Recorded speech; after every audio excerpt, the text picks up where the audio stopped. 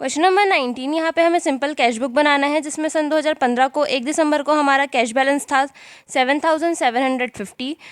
6 तारीख को सोनू को हमने पैसे दिए हैं 45 रुपीज़। उसके बाद 8 तारीख को हमने परचेस किया है 600 रुपये का। 15 तारीख को प्रकाश से हमको पैसे मिल रहे हैं, कैश रिसीव हो रहा है 960 रुपये। फिर 20 तारीख को हमने सेल किया है कैश सेल 500 रुपये का। 25 तारीख को एस कुमार को हमने पे किया है 1200 रुपये। फिर 30 तारीख को हमने रेंट पे किया है 600 रुपये का।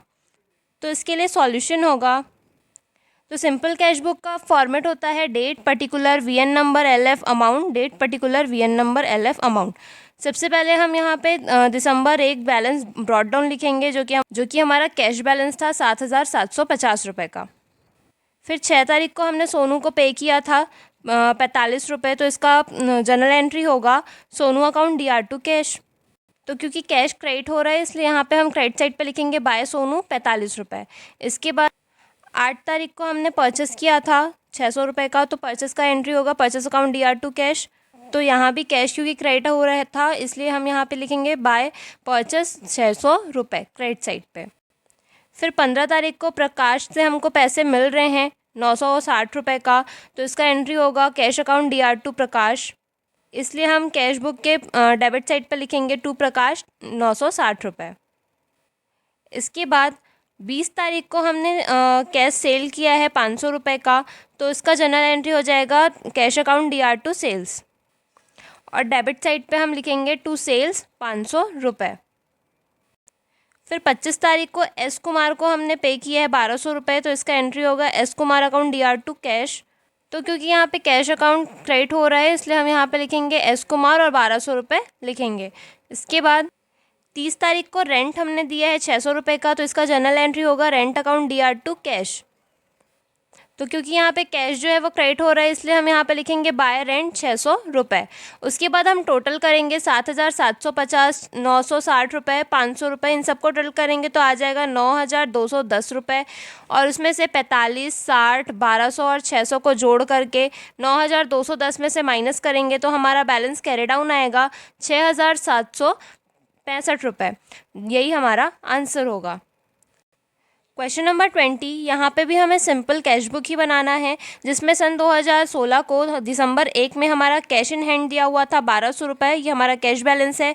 फिर 5 तारीख को हमें कैश रिसीव हुआ था भानु से 4,000 रुपये का। 7 तारीख को हमने रेंट पे किया था 2,000 रुपये का। 10 तारीख को परचेस किया था हमने गुड मुरारी से, कैश परचेस था ये हमारा 6,000 का। उसके बाद 15 तारीख को हमने कैश सेल किया था 9,000 रुपये का गुड। उसके बाद 18 तारीख को हमने स्टेशनरी परचेस किया था 300 का।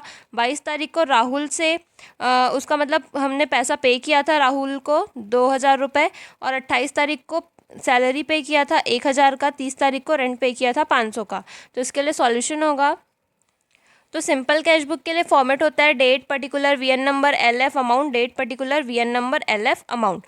सबसे पहले यहाँ पे हमारा 1 दिसंबर को दिया हुआ था टू बैलेंस BD जो कि 12,000 रुपये दिया हुआ था कैश इन हैंड। उसके बाद 5 तारीख को हमें भानु से पैसे रिसीव हो रहे थे, तो इसका एंट्री होगा कैश अकाउंट DR2 भानु। तो कैश बुक के डेबिट साइड पे हम एंट्री करेंगे 5 तारीख का टू भानु और यहाँ पे लिखेंगे 4,000 रुपये। इसके बाद 7 तारीख को हमने रेंट पे किया है, तो इसका जनरल एंट्री होगा रेंट अकाउंट DR2 कैश। तो क्योंकि कैश यहाँ पे हमारा क्रेडिट हो रहा है इसलिए हम रेंट की एंट्री करेंगे बाय रेंट और क्रेडिट साइड पे लिखेंगे 2,000 रुपये। इसके बाद 10 तारीख को हमने परचेस किया था गुड मुरारी से, तो इसका एंट्री होगा परचेस अकाउंट DR2 कैश।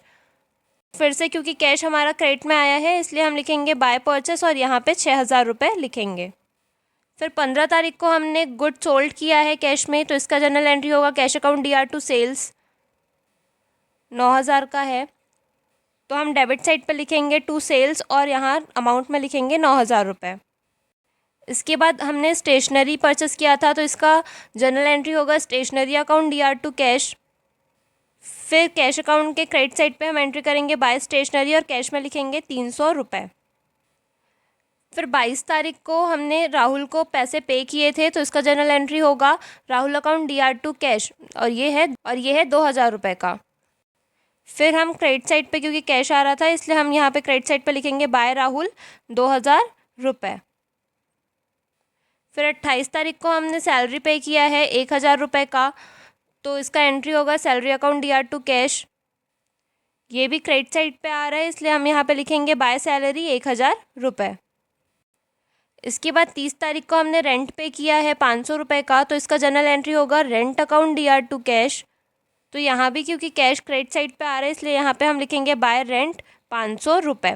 अब हम टोटल करेंगे तो 12,000, 4,000, 9,000 इन तीनों को जोड़ने पे आ जाएगा 25,000।